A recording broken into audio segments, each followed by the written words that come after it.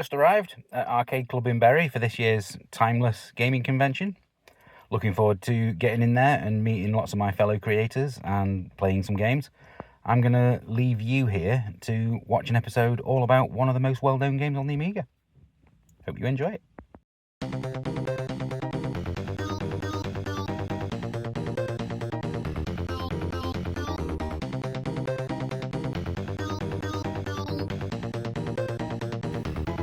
Hello everybody, welcome to the Re-Review, the series where I get to replay and reassess games from my favourite gaming era.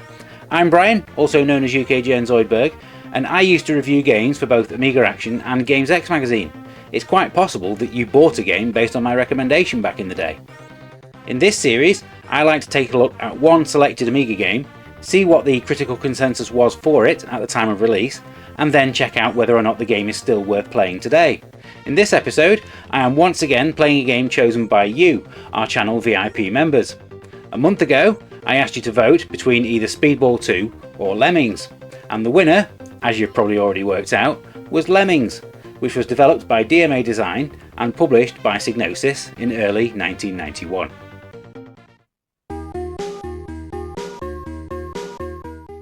According to popular myth, lemmings are small rodents that like to travel in groups to the edges of cliffs and then throw themselves off en masse.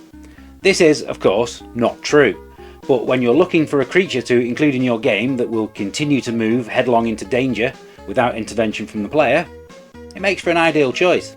Lemmings was the product of Dundee-based DMA Design, founded in 1988 by David Jones.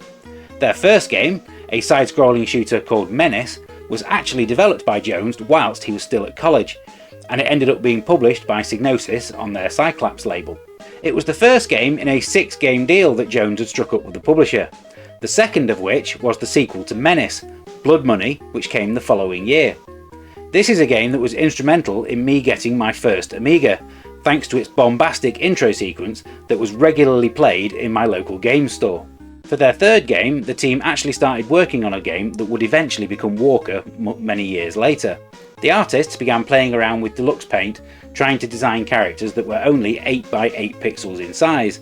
Upon seeing a number of these characters walk across the screen together, inspiration struck and the idea for Lemmings was born.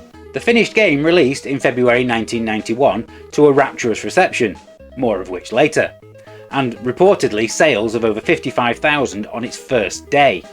That's more than both Menace and Blood Money managed in their entire run. This success led to the conversions to multiple gaming systems, as well as a data disc entitled Oh No More Lemmings that was released later that same year. There were even Christmas themed levels featuring lemmings in Santa suits that were given away on magazine cover discs. The inevitable sequel, Lemmings 2 The Tribes, wouldn't arrive until 1993. And although the basic gameplay remained largely the same, it added many new abilities for you to try out. DMA then rounded out their own trilogy with All New World of Lemmings in 1995, but neither game managed to have quite the same impact as the original. There were only 2 other Amiga games in DMA's softography, the aforementioned Walker in 1993, which was swiftly followed by the 4-player action role-playing game Hired Guns. This is where the story splits into 3 distinct paths. David Jones left the company to pursue other ventures, and eventually founded Real-Time Worlds and created Crackdown for the Xbox 360. DMA themselves began making games for the SNES and N64, creating the utterly brilliant Uni-Rally and Space Station Silicon Valley. Eventually, they would join forces with Rockstar Games to make something that you've probably heard of called Grand Theft Auto. The Lemmings franchise itself remained at Psygnosis and eventually Sony, and was bounced around multiple developers for years. Most memorable, for all the wrong reasons, was the gaming abomination that was 3D Lemmings, released for the PlayStation and PC in 1995. Although that game was bad enough to kill the franchise, it was not the last that we would see of it. There was also Lemmings Revolution and a tactical spin-off, Lemmings Paintball, which was developed by Visual Sciences, which were a team made up of ex-DMA employees. In the mid-2000s, Team 17 were approached to make a new entry in the series for the PSP. The Worms developer seemed like an ideal choice for the franchise, and that game was enough of a success on release that it ended up being converted to the PlayStation 3, Vita and PS2. That version was even one of the games that was compatible with the iToy camera, allowing players to put themselves in the game and have lemmings walk along their arms. The only other entry in the series since then has been Lemmings The Puzzle Adventure for iOS and Android, which was released in 2017. Now though, it's time to see what the reviews said about Lemmings when it came out first time around. Even back in 1991, originality was such a rare commodity in gaming that anything that was half decent that felt in any way new would receive huge review scores. Lemmings is a prime example. There wasn't a single score below 90%, with the highest being 97% in issue 36 of Amiga Computing. Reviewer Jason Holborn called it an absolute Amiga classic, and also stated that if you only owned one game for the Amiga, then Lemmings should be it. It took 3 people and 5 pages to review the game for the One, and collectively they scored the game 96%, stating that it was amazing how a game that looked so basic in screenshots could look so delightful in motion. The lowest scores were from Zero and Amiga Action, who both gave it just 90%. This was also the era of the Super Leagues in Amiga Action, and Lemmings found itself replacing Chip's Challenge at the top of the Puzzle and Quiz League. The game's release actually predated the first issues of both Amiga Power and Games X, so there were no scores available from those. Amiga Power did, however, place it at number 2 on their first ever all-time top 100 that was given away as a supplement with Amiga Format magazine. In all, it was awarded a CU Screen Star, AA Accolade, an Ace Trailblazer, an Amiga Format Gold and a Zero Hero stamp. Little surprise that the average score from 7 reviews was 92.9%. Now let's load it up and see if it's still worthy of all that praise today.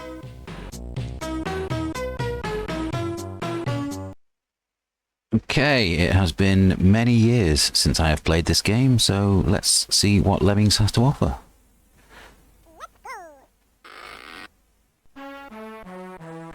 Okay, so the first level, I'll literally just have to dig down.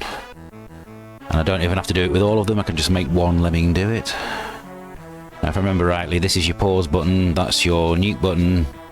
These will increase the speed at which the Lemmings come out. Come on guys, make your way to the exit please. I do believe this game has 100 levels in it. And then obviously the Oh No More Lemmings had 100 more. So plenty of stuff to do. Right, floaters. Okay, so I'm going to need to click on all 10 of them here, aren't I? It is really good how this game teaches you what each individual lemming does. Time limits that it gives you for these levels are a little bit on the excessive side though. So blockers to divert the path in which they walk. Let's increase the speed.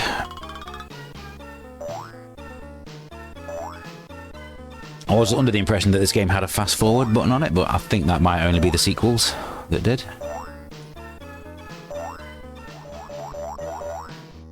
Now unfortunately the only way to get rid of blockers is to blow them up, so let's double click on the nuke button and count down from 5. I mean, this has to be an incredibly well judged tutorial.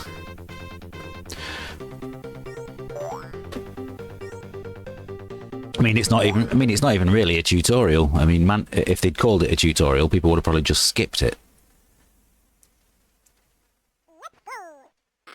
Because this is probably a tutorial in the same way that a tutorial in a GTA game is, where it just doesn't tell you stuff until you need to know.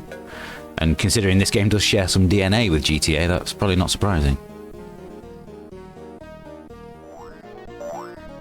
There we go, let's increase that speed. So yeah, so it really does need a fast forward button, which I think they realised by the time Lemmings 2 came out.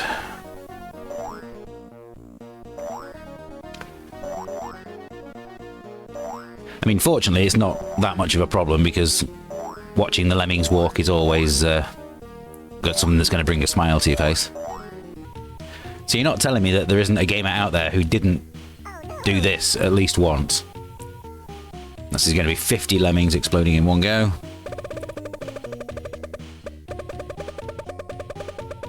That's just so satisfying.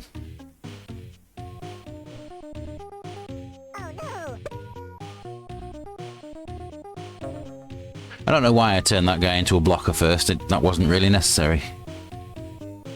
We do need this one to be a blocker, though. Oh, he either needs to make that one a blocker or be impeccably well timed. I think a blocker is probably easier. I mean, this is such an incredibly relaxing game to play, all round, really. Obviously, it's only really relaxing on these earlier levels. On the later ones, it probably can be a little bit panic-inducing. I'm going to need to use quite a few of these builders here, aren't I, to make sure that they all get over this hole. Ah, no, I got one trapped. So bye-bye, my little fella. Been nice knowing you.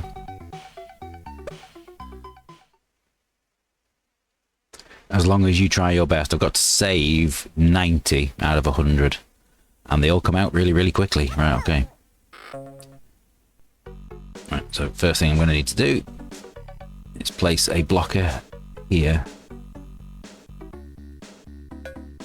Oh, one of them walked into the flames. Never mind. Or the spinning blades. Never mind.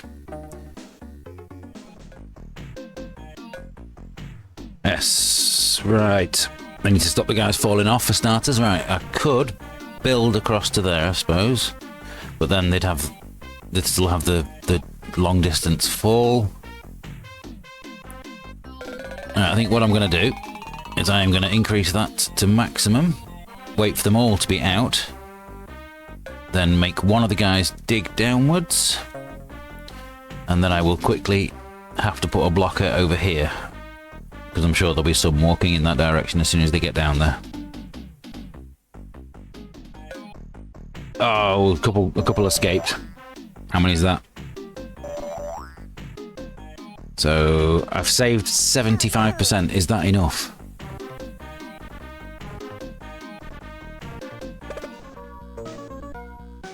Right, I need to get 2 lemmings across here, I think.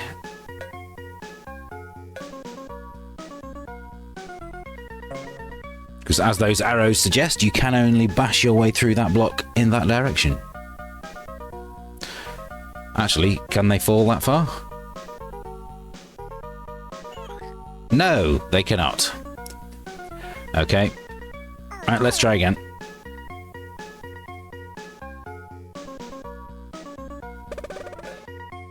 And then make the first one a blocker.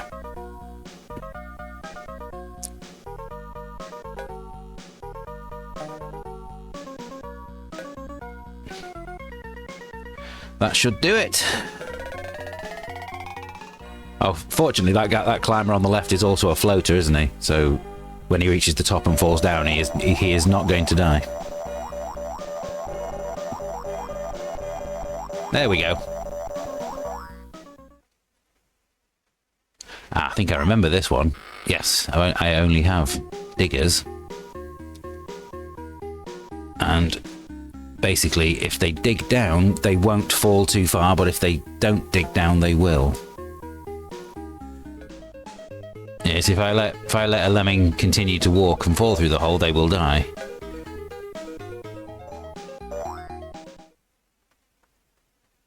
Needed 100%. You must admit that the playing this on the A500 Mini, as I am doing now, the mouse movement isn't quite smooth enough, but that's something that I get when I play Cannon Fodder as well, or Monkey Island, or anything that requires mouse control. So although you can't move left and right with the arrow keys or the joystick, you can click on the map to go straight to a different section. So let's blow that guy up and let everyone else through. Put that up to maximum. And the one lemming has escaped. Yes, he is out.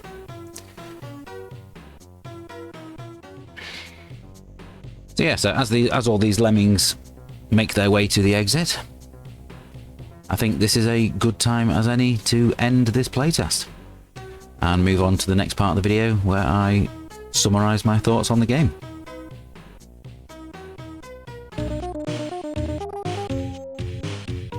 Sometimes, as gamers, we'll come across a title that has been labelled with classic status, and when we actually sit down to play it, we can't help but be disappointed.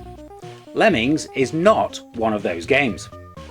There's a purity to both the concept and the execution that is simply unmatched. Many other games have tried to emulate its success, including its own sequels, but nothing has come close. It has one of the most perfectly judged difficulty curves you're ever likely to find.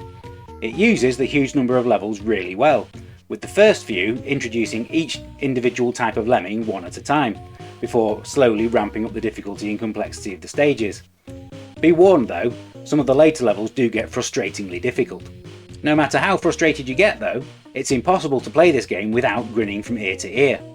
The animation of the lemmings themselves is always charming, and the music will burrow its way into your brain without you even realising. I will admit that playing it today on the A500 Mini doesn't feel quite as smooth and responsive as my memories remember it being. But having said that, I've had similar feelings about other mouse-controlled Amiga games on the system. Thankfully, it's absolutely not a deal breaker, and it's still a great way to play the game. There aren't many games in the same Retro Game Super League as Lemmings, but as you'd expect, it reigns supreme at the top. If you've never played Lemmings before, then I urge you to do so at the earliest available opportunity. If you have played Lemmings before, then may I suggest you just play it again. It is simply brilliant, and there's absolutely no way that I can't give it a score of 9 out of 10. Thank you for watching this latest Members' Choice episode of the re-review. If you want to get involved in helping me choose the game that I'm going to play in September, then why not check out the membership offer in the video description. For just $1.99 a month, you not only get to watch these episodes early, as well as both Retro Game Super Leagues and Best 10, you'll also get exclusive content, as well as being able to vote on what games we cover. The vote for September will be between the two side-scrolling shooters, Apidia or Disposable Hero. If you played Lemmings and want to tell me all about your experience of it, please do so in the comments. I do read them all. Don't forget, you can catch up on any episodes in this series that you've missed in the playlist that should be on screen about now, hopefully.